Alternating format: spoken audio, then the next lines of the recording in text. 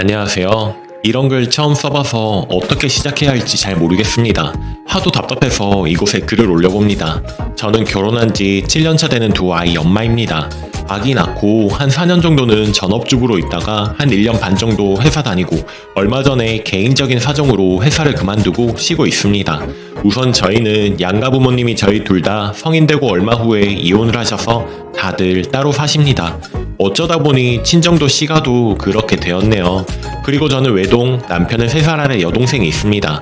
솔직히 결혼할 때 시댁에서 도움은 하나도 못 받고 시작을 했습니다. 좀 서운한 부분도 있지만 우리 집도 뭐 그리 넉넉한 편은 아니고 있으신데 안 도와주신 것도 아니라서 마음에 담아두지는 않았습니다.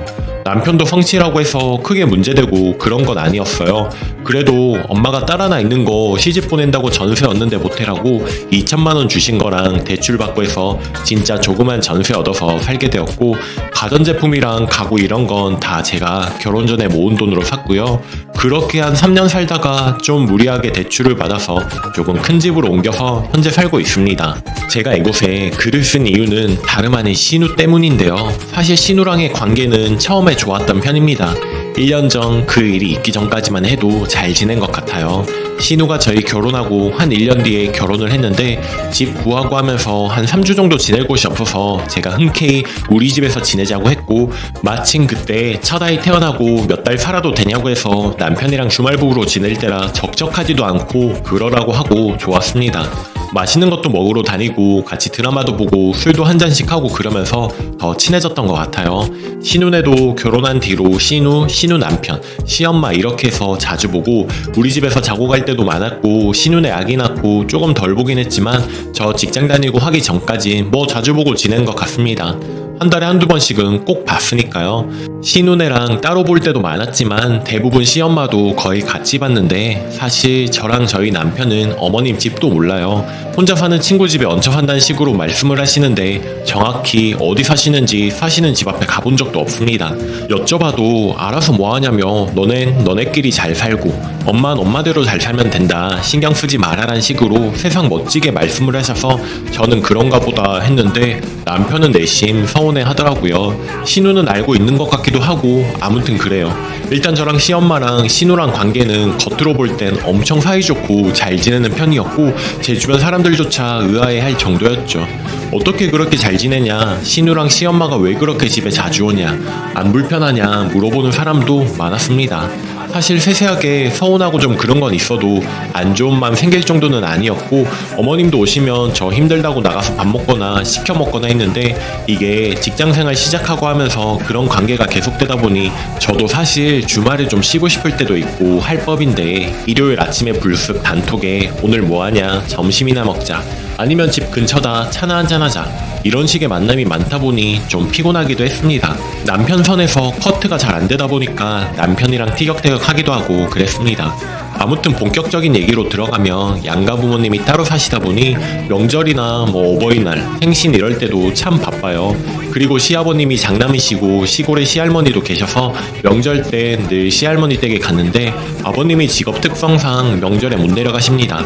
그래서 저희만이라도 가는 거였는데 시할머니 댁은 명절에 많이 안 막히고 가도 5시간 6시간 거리라 다녀오면 지쳐버리게 일쑤입니다. 어머님은 이혼하셨으니 당연히 안 가시고 명절에 저랑 작은어머님, 시할머니 이렇게 음식 준비하고 그런 식으로 지내고, 올라오는 길에 저희 아빠랑 저희 친가가 있어서 뭐 설이나 추석 둘 중 한 번은 들러서 밥 한 끼 먹고 오고 그러는 정도라 저희 친정아빠는 1년에 한 번 볼까 말까입니다. 그렇게 서울 올라와서 시아버지랑 시누네랑 약속 잡아서 또 밥 한 끼 먹고, 친정 엄마한테 갔다가 또 집에 오면 시어머니랑 시누네 또 보고요. 연휴가 길면 자고 간 적도 몇 번 있고 아니면 연휴 앞뒤로 본 적도 있습니다.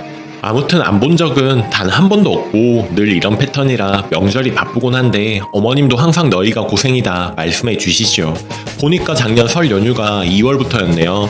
작년 1월 말쯤에 제가 운전하고 가다가 사고가 좀 크게 나서 결국에는 폐차 처리하는 일이 생겼습니다. 새 차로 계약해서 출고가 2월 말쯤이라 2월엔 거의 뚜벅이 신세였는데 연휴 직전 주말, 그러니까 2월 3일 남편 친구들 모임이 신우네 동네에서 잡힌 거예요.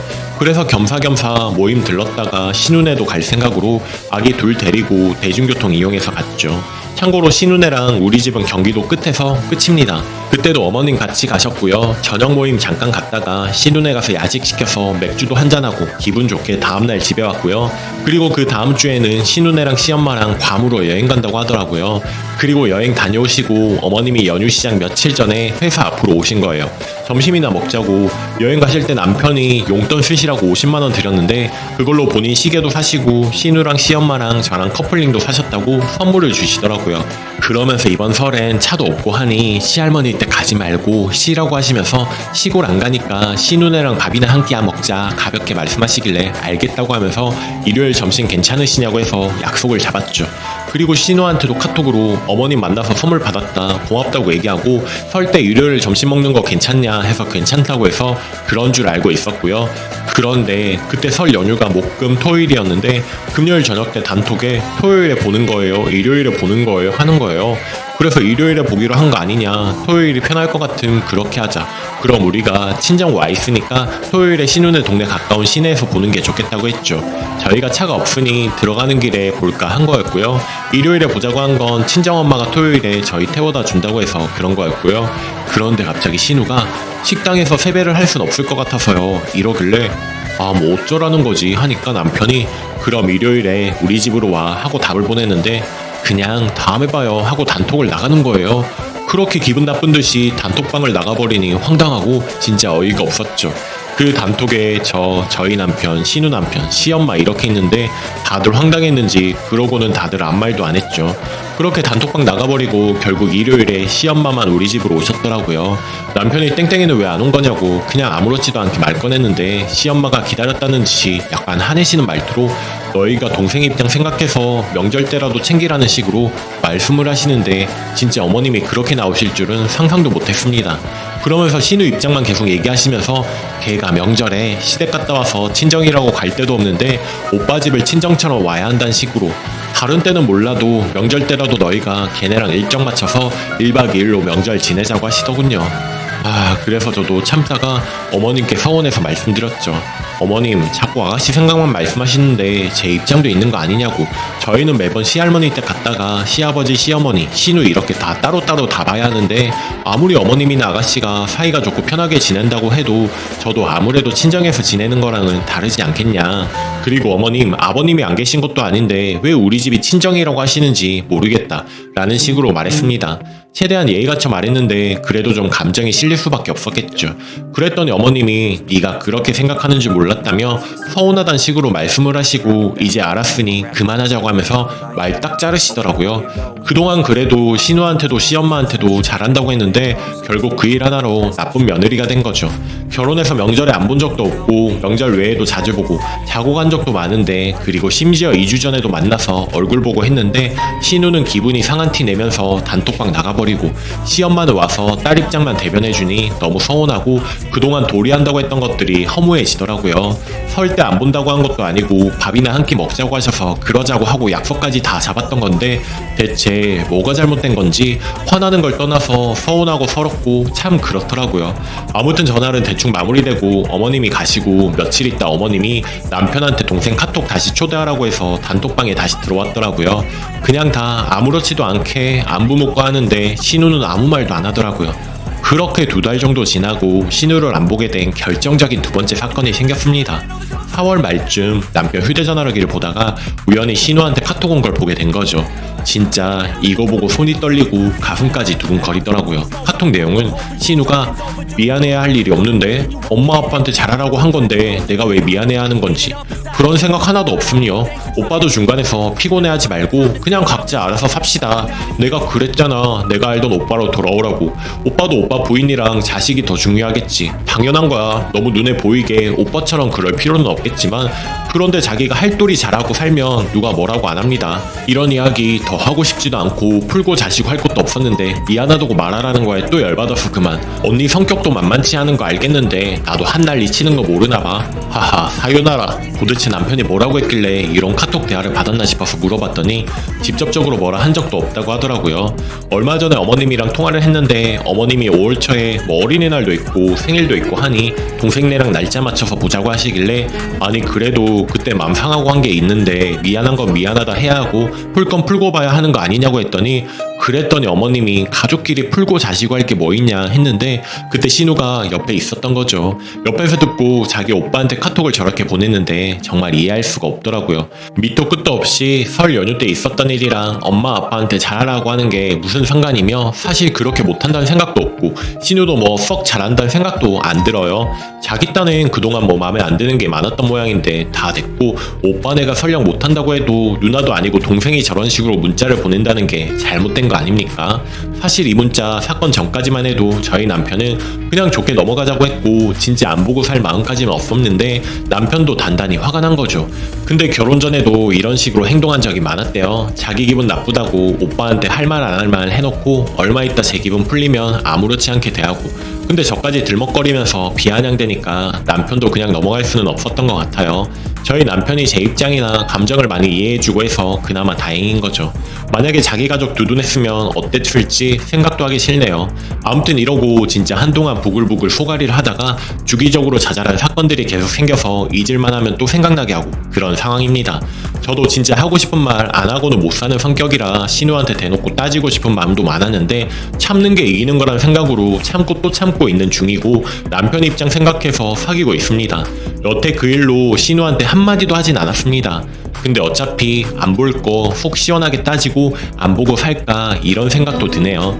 곧 있으면 또 지긋지긋한 명절이 다가오네요. 그래서 또 생각이 나서 이렇게 하소연해봅니다. 최대한 줄여서 중심적인 얘기 위주로 썼는데도 쓰다 보니 길어졌네요. 시간 봐서 자잘한 얘기도 나중에 한 번 더 올릴게요. 긴 글 읽어주셔서 감사합니다. 추가.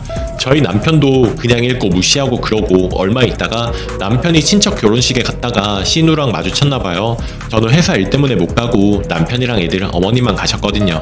또 아무렇지도 않게 와서 말 걸고 앞에서 알짱거리길래 그냥 완전히 무시했다고 하네요. 그리고 중간에 또 몇 가지 일이 있는 건 생략하고 가장 최근에 있었던 일은 어머님이 신우네 이사했다고 같이 가자고 연락을 하셨어요. 진짜 저도 모르게 갑자기요 어머님 이랬네요. 마음의 소리가 나와버림. 그랬더니 언제까지 이렇게 지낼 거냐부터 해서 또 뭐 그냥 풀고 지내란 식으로 하셔서 저는 그러고 싶은 마음 안 생긴다고 정확히 말씀을 드렸고 남편도 아직은 그럴 마음 없다고 엄마도 신경 쓰지 마시라고 했다네요.